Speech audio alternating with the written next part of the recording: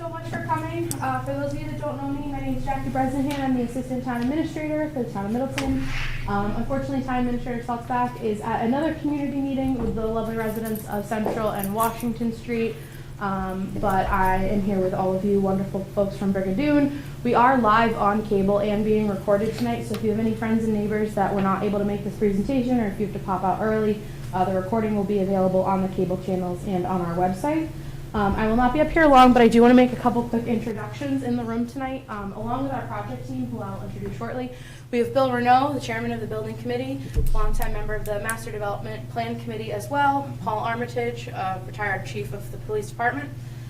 We also have in the back Chief Doug Lacoste, Captain Matt Armitage, and our COA director Jillian Smith, and select board member Prentakis. We also have folks from PCA 360, who are our project manager for the municipal campus, our architect, Context Architecture, and our construction manager, W.T. Rich. I'm going to let them introduce themselves and get into the weeds of the project with you and what the schedule and timeline are going to be. We will have time for Q&A at the end, and once we're done the presentation officially, we'll also have a little bit of time for folks to come say hello and mingle a little bit at the end. But tonight's about getting your questions answered and how we're going to be communicating with you about what's coming down the road for the project. Steve, do you want to take it away? Yeah, I can take it away. Yeah, Good please do. evening, everybody. My name is Steve Taylor, Project Executive for WT Rich. We're your construction manager for the Middleton Municipal Complex project. I'll quickly run down the line, just introduce my team behind you, who are our boots on the ground, the guys who get it done every day, and the women as well, excuse me. Mike, Senior Superintendent. We have Anthony, who is also Superintendent, will be taking over from Mike in a few months, followed by Justice, Assistant Project Manager, Brett, Project Engineer, Dennis, Assistant Super, Mike, Matt, I apologize, Project Manager, and Tom, Senior Project Manager from our team. Just a quick overview on the presentation. We're going to open it up with a little bit about the project, the size of it, the cost, followed by getting into what we do and how this job was bid, and then a little bit on schedule, and then we're going to kind of get into the site logistics of the project throughout the phases that we have, just so you understand what's going on around your neighborhood, how trucks are going in and out, and what we're doing to kind of mitigate any kind of impacts we have on you, so we don't affect your livelihood from day to day. So, two buildings on the site. There's the public safety building, which is about 43,000 square feet, followed by the building in the back, which is the town hall, council on aging, and community center, which is about 22,000 square feet. The overall construction cost of the project is just about 58 million, a little under actually, 57,901,000, I believe. Please don't quote me on that. Both buildings are 2 stories with some attic spaces. It is a structural steel building with wood roof trusses, and some mezzanine type mechanical spaces amongst those roof trusses to house your equipment, air conditioning, things like that, to make the livelihoods of the building very occupiable. The overall duration of the project is about 21.5 months. There's about 13 acres of the project site between the 2 buildings. There's a big open common green, which you saw kind of in the original slide, down to the bottom left, and overall very nice site. Moving forward to what is involved with this project is a 149A construction manager at risk bid project. What that means is that we come on during early pre-construction, we go through the design with the design team and the owner's project manager, give our input along with everything else to help build collectively as a team the best project we can for the town of Middleton. We have what we call filed sub-bid contractors and non-filed sub-bids, or trade bids and non-trade bids. So there are a series of contractors who bid to us, to the awarding authority, that are publicly known. Those are the masonry, the miscellaneous metals, waterproofing and damproofing and caulking, roofing, ceramic tile, like the tile in bathrooms, porcelain tile, things like that, acoustic ceilings, resilient flooring, painting, elevators, fire protection, plumbing, HVAC, and electrical. Then we have the non-trade contractors who fall under us. They all collectively fall under us.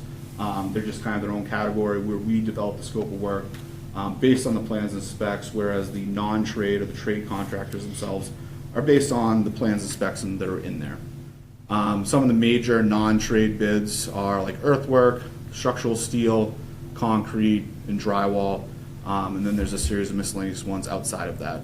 All in all, like I said, they all fall under us, and they're part of our team, our partners to help build the project for you. Overall on the schedule, early part of 2024, what we had was we call the design and procurement completion. That was the first quarter that rolled into the second quarter of 2024. That was where the documents were being finished. We put those documents out to bid, get the numbers. What we do is we de-scope them, kind of go through their quotes and proposals and make sure they have everything that we need in order to build the job successfully for you. We're into kind of that quarter 2, quarter 3 transition right now. We've started earthwork operations, and through the rest of the year, what will happen is the major kind of developing of the site, where we'll open everything up, which you've seen out there, the massive piles of loam, the dirt. We'll open up for foundations, get the foundations of concrete going, followed by structural steel, and then with any luck, we'll be on to the roof trusses, hopefully by November, December, which is fourth quarter of 2024. This is kind of like the big time of the job where you're seeing a lot of the changes. The site's being changed over. I know you're gonna see dust. We have water trucks out there to try to keep that dust down. We're trying to keep the vegetation along the street right there so that any wind goes into, kind of cuts down any wind and any dust blowing over to there. We also try to keep the heavy equipment localized in finished areas so that we're minimizing how much we have open. That gets into other things with DEP and EPA, their best management practices. But all in all, like, we know it's not friendly having dust blow around. I don't want it to have it blow around. These guys know I don't like having it blowing around. That's why we have the water trucks. We have their apparatuses out there to make sure that we're trying our best not to impact your day-to-day lives. Once we kind of turn that corner, come third, fourth quarter of 2024, we'll be mainly inside the buildings doing roughs and finishes, which gets into 25 through 26, through the first quarter of 26. Inside, substantially doing the finishes and the roughs of the building. Outside, we'll be going on to the hardscape and the landscape finishes because our goal is to have all that wrapped up in 2025. The turnover is in the first quarter of 2026, where we turn the building over to the owner, FF&E and furniture. FF&E stands for furniture, fixtures, and equipment type stuff. Start coming in, and then we roll on to occupancy of the building in that same time frame where it's generally open to the public to go through. We do work closely with the authorities having jurisdiction, building inspector, electrical inspectors, plumbing inspectors to go through all those sign-offs and testing. There's a lot of life safety testing that goes on through there. But just to step back in terms of the impact that you see from us, like, our goal again is to kind of be wrapped up in that third, fourth quarter of 2025 with all that substantial site work, lawns and seed plantings, paving and things like that, since we do have a winter turnover. Rolling in, what we are right now is in our phase 1 logistics, and Mike is going to talk about this. We do have 3 phases that he's going to go through. Thanks. Hi, everyone. As you can imagine, a lot of forethought, planning goes into a job like this. We got 4 of the main points here with our logistics plan. We got site access points, traffic patterns, traffic flow, and main work areas. What we first established is our limit of work. So we have a fencing that goes all the way around the site. That confines all the construction activities within the gate, keeps the separation between the construction activities and the general public. We have 3 gates along 114. 2 of them are actually going to be permanent gates after the buildings are erected and the driveway goes into it. So we got 3. We got 1 here, 1. Actually, it's out this way. 1, 2, and this is the 3rd one. Trailer locations. We do want to identify on the logistics plan where the office trailers are going to go, where the storage trailers are going to go, where the fuel storage is going to be, because we want to know that when the trucks come in, when the people are coming in for orientation, we want to know where to direct them. We want to make sure that we're working efficiently. Traffic patterns. This is actually phase 1.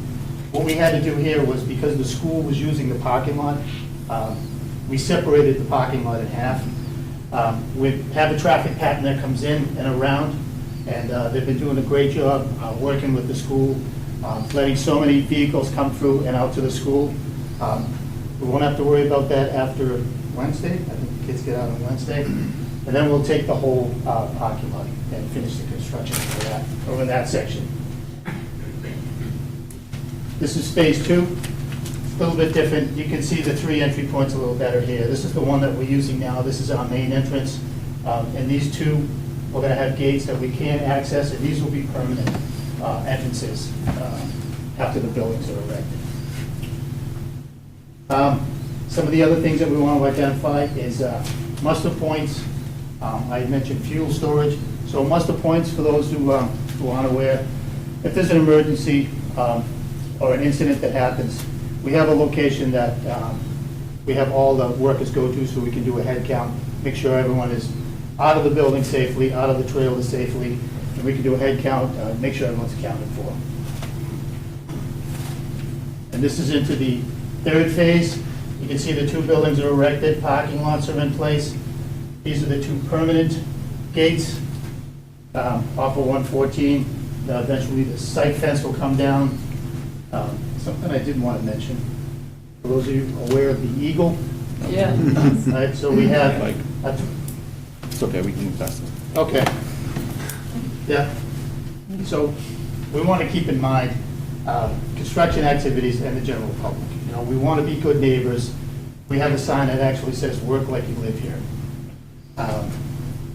We want to have an open dialogue also with the surrounding neighbors. If anyone has any questions, my name and number is on the gate. I'm absolutely open. If anyone has any questions, anyone needs any information, and I can speak for my guys here too. We want to open door policy. We're neighbors, short-term neighbors. We want to be good neighbors. Yeah, that's it. Thank you, Mike. You know, one of the things we understand is that change is difficult.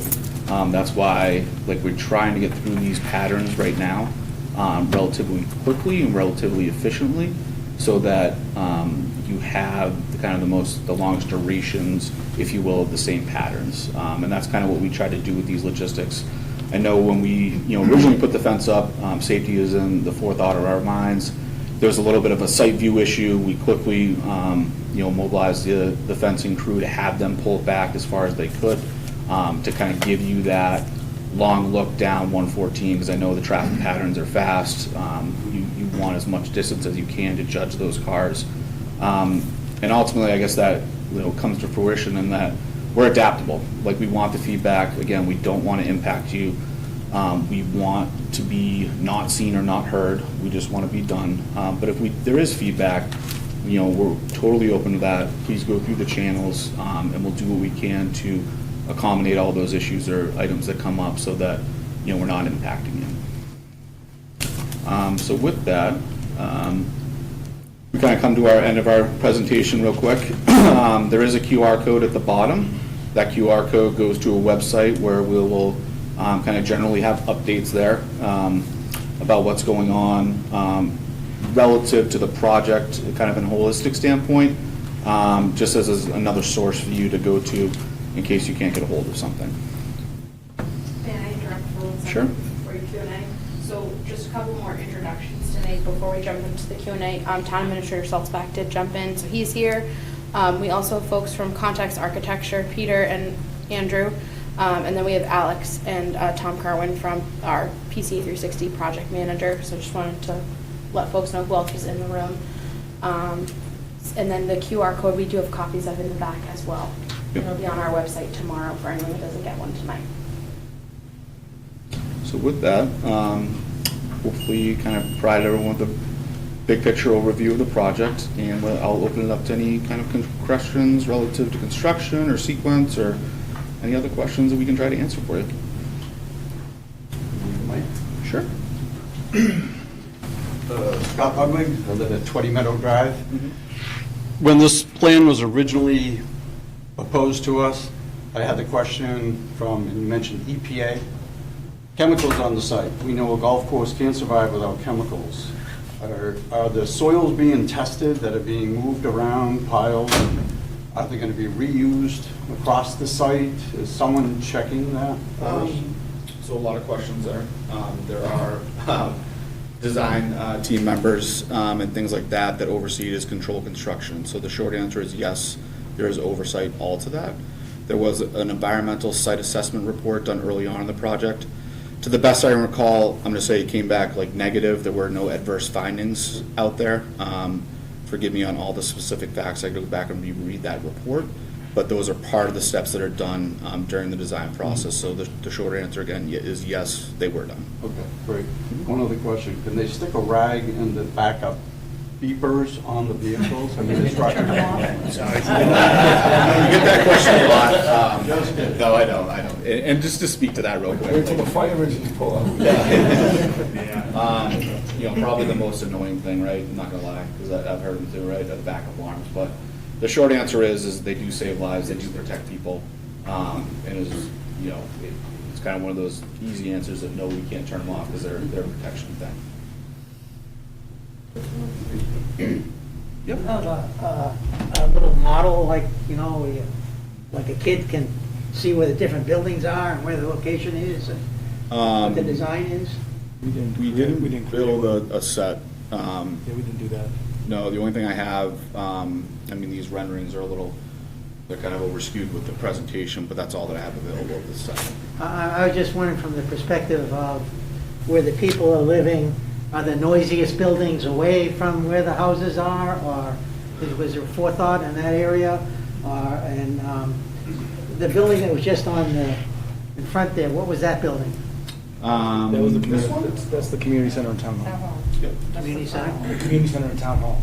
Oh, okay, not the old council, the senior center? Well, we're calling it a community center because it's not necessarily just seniors per se, but it's all rolled into that building. I see, okay. Yeah, it'd be really nice to know what it looks like and where the things are positioned and et cetera. Thanks. So I'll try to flip backwards real quick, because I have some renderings of this.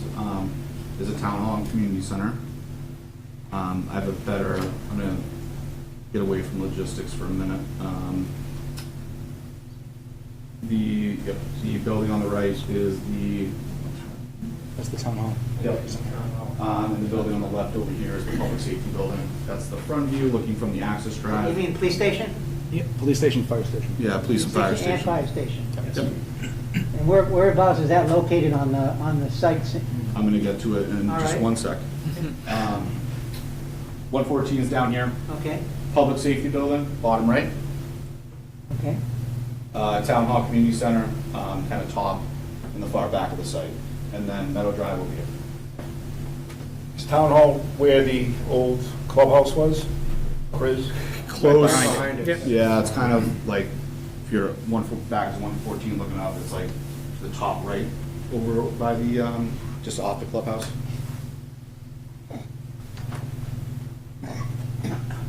How many parking spaces? I would team up that, I don't know off the top of my head. Did you get that off the top of your head? Don't know that off the top of my head. We're in the hundreds, right? We're definitely in the hundreds, for sure. I think the plan had said 172 for the public building, which is back in the corner. Is there still a 100-foot buffer zone between the neighbors and the corner of that parking area? Yes. Yes. There's a person that's not here, she's very concerned because she sees the orange poles out by her property, which, set back, but just wanted to ask that question for her. So, Rob Pugnale, I'm at One Meadow. So, when we talk about the buffer and stuff, as far as planting anything, like trees going back in that area, will there be some types of shrubs or trees being replanted? Because when they put the poles in, obviously I got a bunch of trees cut down to make room for the poles. Yeah. All the wires coming back. There is a landscaping plan and planting plan that has plantings going in throughout the site. To the best I recall, there is some going along that line right there. Okay. I just don't remember the exact quantity. Will they be mature? I believe they're in Talking, so they're measured in caliber. Are they gonna be 36 inches in diameter? No. Okay. To the best I recall, they're 3 to 6 inches in caliper, which is, for all intent and purposes, like the diameter of it. And then it will mature and grow over time, to the size of to the size that plant goes.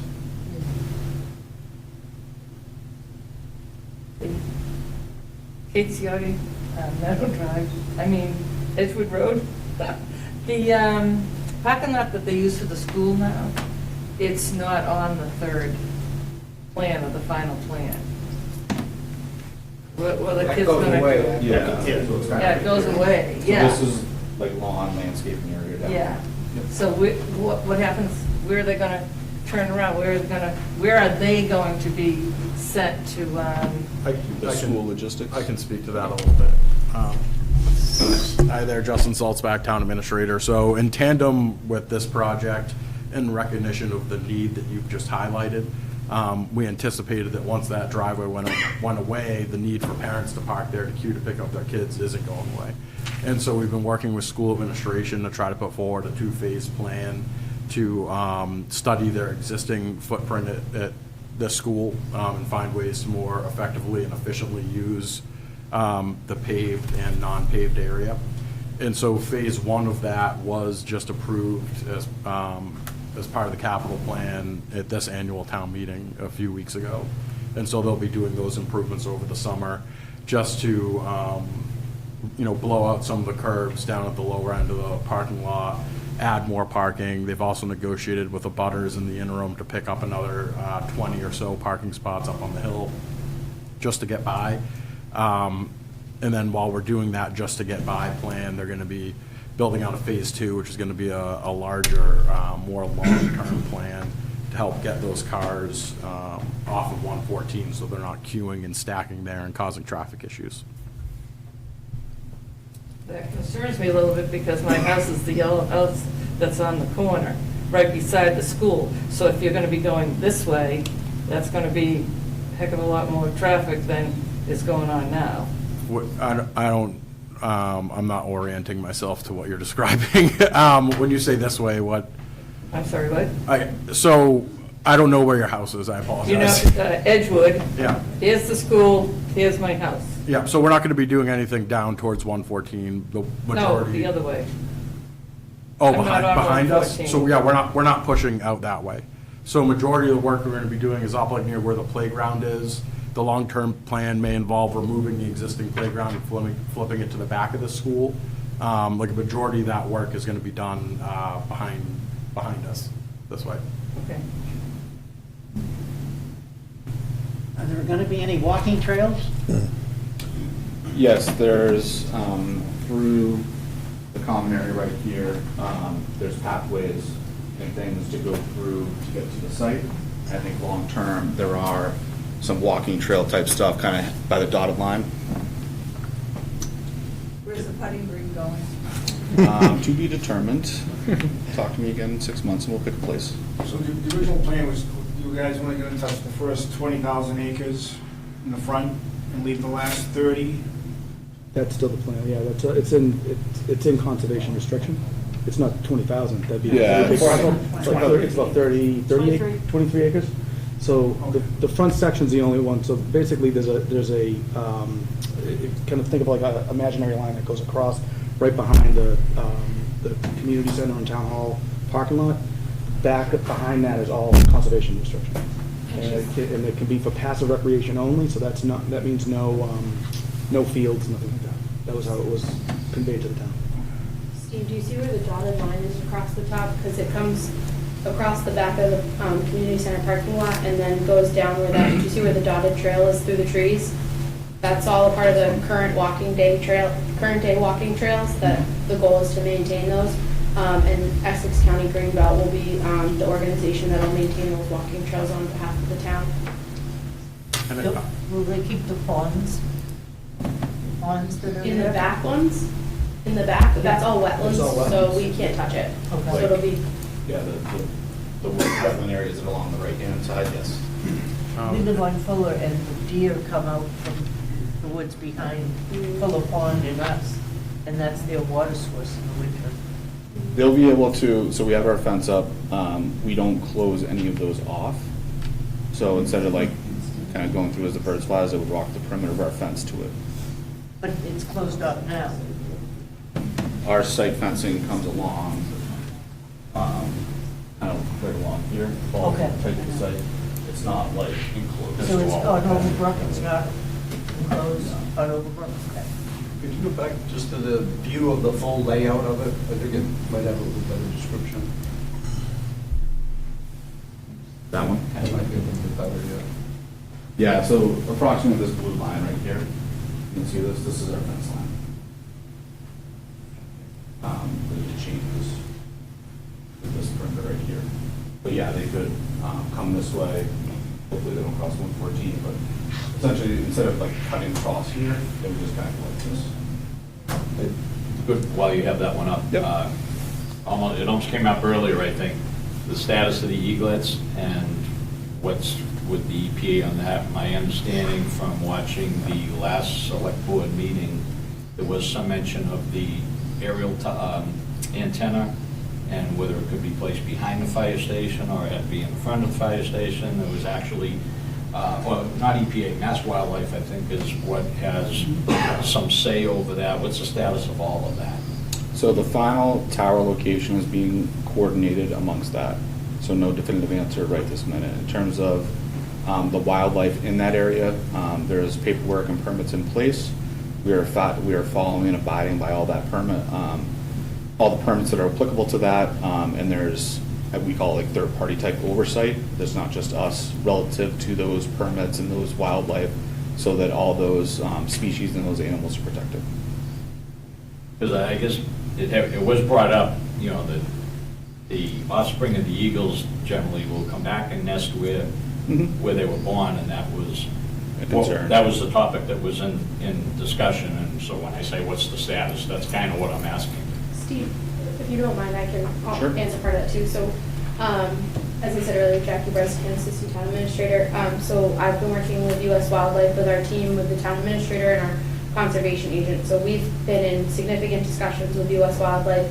We have plans for the construction phase. We also have plans for the long-term management of the site, what types of mowing schedules we can have, what types of species we can use on site for plantings. Anything that has to do, even the site lighting, is a part of the work that we've done with U.S. Wildlife. So, you know, we're in it for the long haul. The only time that we would operate under the assumption that the eagles are not coming back to town is when they've been gone for 2 years. It's assumed that they don't come back. But we're living with this for the long term. So everything that we're doing is intentionally done with that in mind. The only other thing I'd like to bring up, I have each of the meetings that I've gone to, is 114. Can barely get out of our neighborhood certain times of the day now. And I haven't seen or heard anything in terms of curb cuts, extra lanes, lights. There's a lot to be talked about there, because as anybody who lives anywhere around me knows now, and I know there are things in the works to try to alleviate that with the 62 light and, you know, a lot of that, but it needs a lot of work, and this is absolutely going to compound it. We just, you know, just have to, I have to know that we're looking at that those things have already been approached, because that's state. 114, every time I brought up anything about 114, like, oh, that's a state. Well, we live in the state too. So we have a preemption signal that's being installed. So there'll be a preemption signal for the fire folks leaving and the police folks that leave through their driveway. We did a study early on, actually way back during the planning phase, and we had a civil engineer look at that area and determine that there wasn't a need for a light to get in and out of the site. So it hasn't been included. All we have is just the preemption signal, so the police and fire folks can get out, when they need to. Is it still going to be just the single left turn lane in the middle, or are there going to be extra lanes, curb cuts? No, the layout of the road in 114 stays the same. The painting stays, I believe, the same as well. There's not much of a change. So that left-hand turn lane stays as it is today. That's how we're keeping it. As far as the construction, do you see any lane closures with construction equipment coming in to make just a 2-lane each way with the middle lane? During the summer of 25 next year, when we're doing the preemption signal, there'll be some rerouting, if you will. Not rerouting. There'll be cones out so that people can safely do the work. The way the traffic pattern is set up based on those, because those have to be designed, it's still 2 lanes. It's kind of just like shifting to one side and then shifting to the other side. Outside of that, there may be some one-off scenarios, like when we have to like tap the water line that's in the middle of the road. You know, and that may be like a 2 or 3 day thing, but no long-term shutdown type periods where you're down to a single lane. Yeah, it'd be similar to what's going on kind of down by 99, where they're putting in the new signal. Yeah, I mean, It's it's the same idea, basically. it's a What's that project about? It's a weird project. That's Mass DOT. They're replacing. It's like they're building sidewalks to go to a gas station. Most people don't walk to the gas station. So I have no idea what they're doing there. It just is dumbfounding. There's no chance to have a light at the end of Meadow Drive that's similar to the one that's at where the senior housing is, that if cars come out, it turns red and the people can get out. At this point, it's not included in the project. I mean, that would be a Mass DOT discussion and something that our Yeah, could select you bring board- that up for me? I think that's a select board discussion. Select board, who's on the select board here? One member over there? Oh, throw him under the bus. Please bring that up, because it's almost suicide to go out from Meadow Drive now. I absolutely agree. Taking the left. I mean, it is, I'm not kidding, it's a nerve-wracking experience, and it's, I don't know, it's scary. I just take a right turn and go get an ice cream.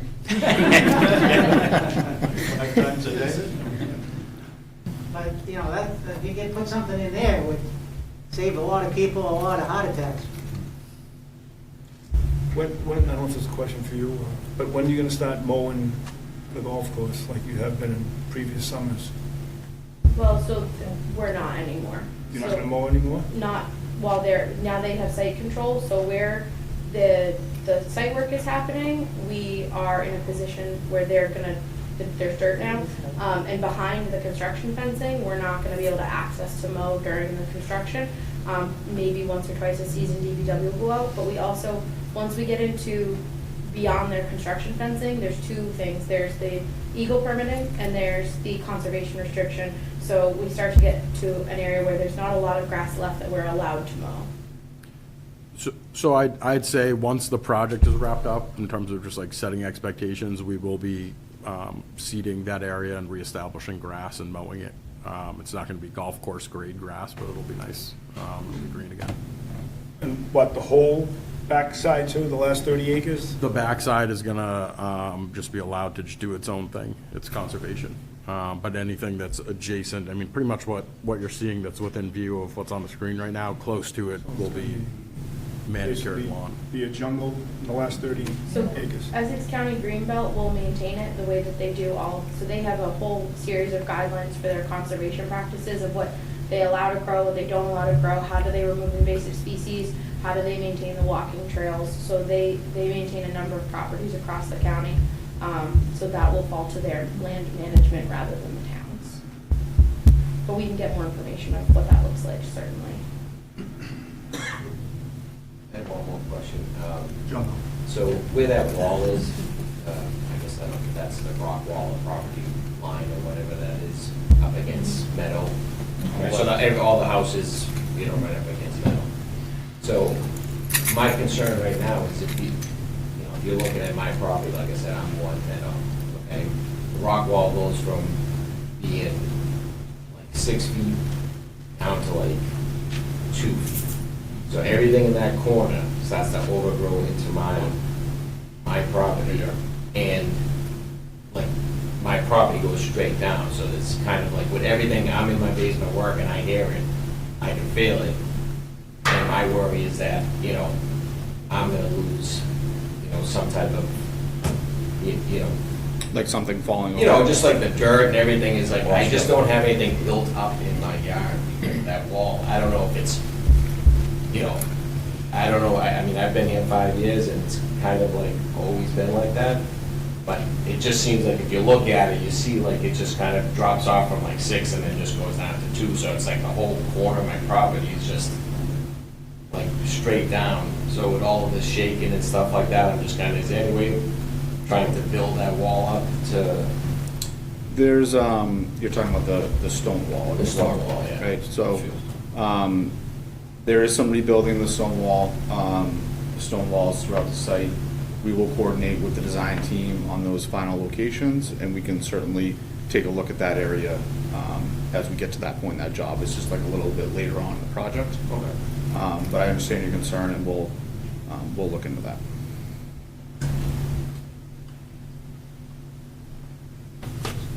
On you have an awful lot of dirt. What's the expectation of tractor trailers leaving that site?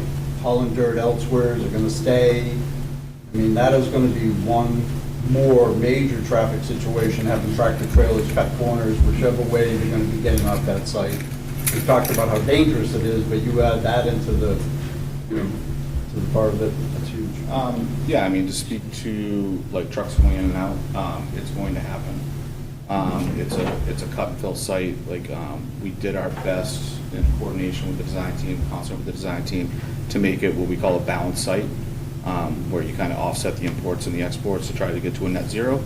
Inherently, with like the structural elements of the building, like we do need certain types of fills that have to come in. We're going to do our best to screen all the loom there. I think we actually have what we call a surplus of loom, and reuse all the loom on site to try to minimize how much, you know, goes out in those trucks back and forth. But it is, I mean, to be honest with you, it is going to happen. What we've done from a fencing perspective, when we go to this next round, is we're going to pull the gates kind of further back into our site to kind of give, like, if you will, a runway, so that, you know, when the trucks inch out, like they're not inching out into 114, they have like kind of a clear line of sight down 114 to try to manage them taking over the road. But the short answer is yes, traffic is going to be coming up and down that road. We do communicate out trucking plans to try to stay on the main roads to, you know, minimize any kind of side road impact, and we enforce the hours of operation on the job. Sir, would you mind speaking just a little louder, please? Up here in the back. No. Certainly, I can speak as loud as you need me to. I'm hearing, but having some difficulties. If you would like me to repeat any answer, I have no problem doing that for you. So are we looking at most of that dirt moving likely being during the summer or when school started session? Yeah, kind of that first quarter two, quarter three, quarter four of 2024. And then in terms of spreading loom and getting onto that finished landscape hardscape standpoint, quarter two and three, a little bit into 4 of 25. The loom and the landscaping were kind of, you know, game lined by what we call the planting seasons, right? Because it's kind of tough for grass to grow in December. So yeah, and we are in New England, right? So it's tough to move frozen ground. So yeah, we do a majority in the spring, summer, and fall is when we try to optimize all our earthwork.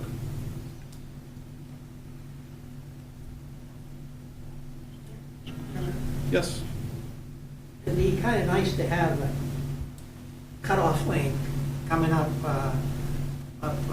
going south on 114, another lane so people going into the project and trucks and all have a lane to go into rather than the lane, the pass-through lane. You know what I mean? So you build another lane in so that people pulling off 114 have a lane that they can go into before they pull off the road.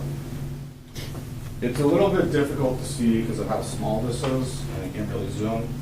But this is what what I was trying to refer to earlier, is our intention is to keep this gate back into the site, so when they pull off, or when they pull out, they're here and not necessarily creeping onto 114. Yeah.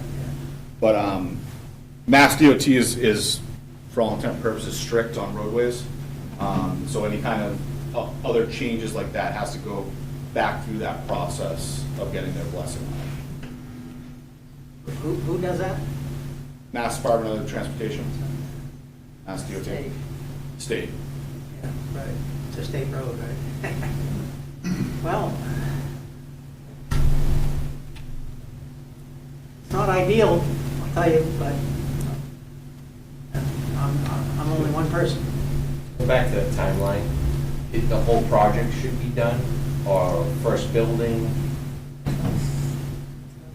First quarter of 2026. and that's complete.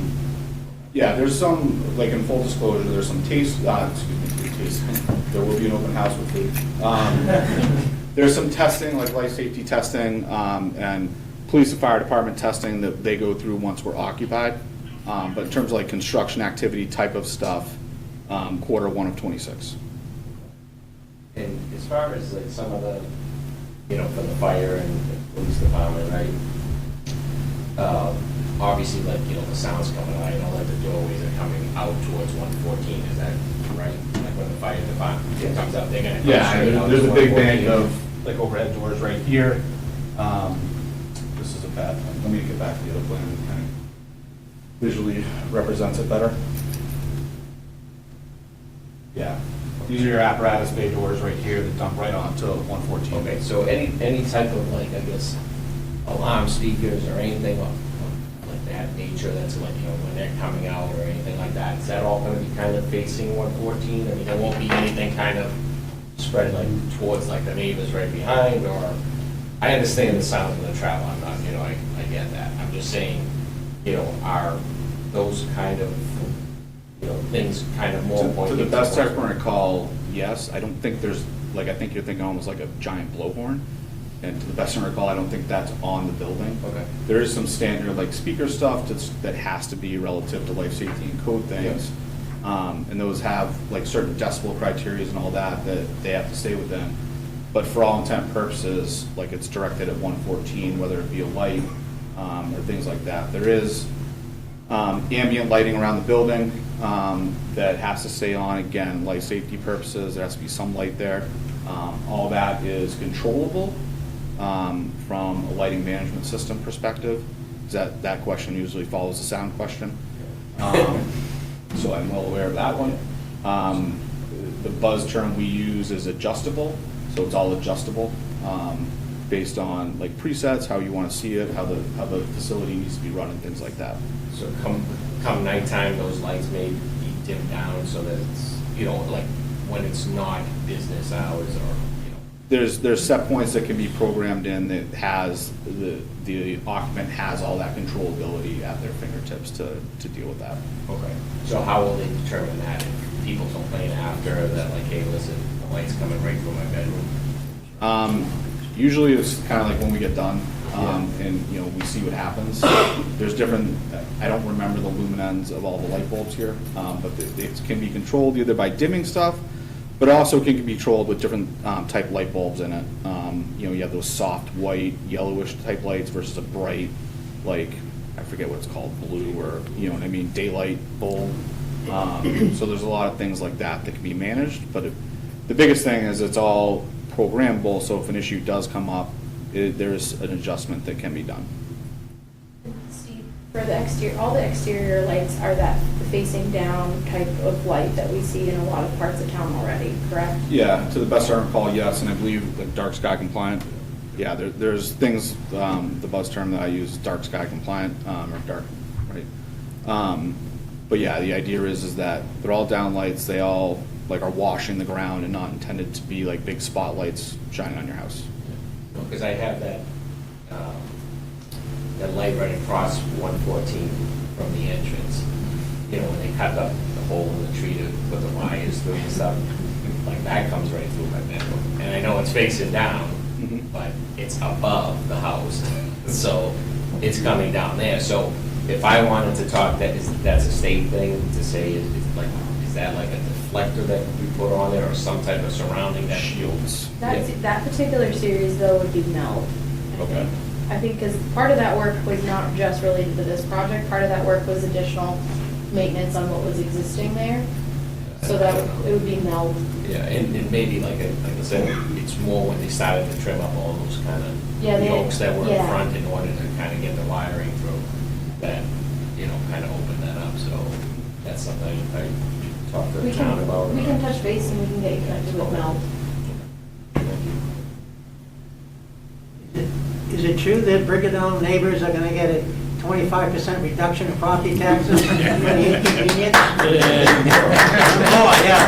More than 25. I was told 45, but I'll let you figure it out. The Eagle tours that are coming up, There will be no Eagle tours. There will be none. I have no We cannot conflict. do that. We just want to be abundantly clear for anyone who's watching from the federal government, we are not doing tours, Yeah, yeah. ever. Doing what? Equal tours. Oh, Any other questions for Steve and his team before we adjourn to end the session? I know I've talked too much tonight, but it'd be a nice project for the Masconomet kids who are taking architecture or something like that to make a model that you could display at the town hall. Yeah, that sounds like a great opportunity. We do that a lot. They can, practice their skills and whatever they, architects do, to present that, and then people can see what's happening. Yeah, we love taking part in those things. We, Essex Tech would be. Thank you. yeah, STAC. Paula, who runs our community outreach DEI stuff, I know she has contacts over there. Paula isn't here tonight. We'll coordinate with her and see if we can get that going. I know, like I said, we love doing that stuff. We just did a Make-A-Wish project where we built a tree house for a child in Grafton. That was a resounding success, so that really brings kind of sense of pride and things like that. Kind of involves the younger students, the younger kids in construction, gets them in the trades or even overseeing the trades, and we certainly welcome any of that opportunity. So I guess in closing, just really quickly, I want to thank Steve and then the whole team to the left and to the right, folks on the building committee, select board, and of course you, the citizens as well, for providing your input on this project and supporting it through funding. So a huge thanks to everybody except for me. But thank you. I appreciate the work. Thank you. And if you have any questions in the future, feel free to reach out to our office, and we'd be happy to point you in the right direction. Thanks. Thank you, everyone. Thank you.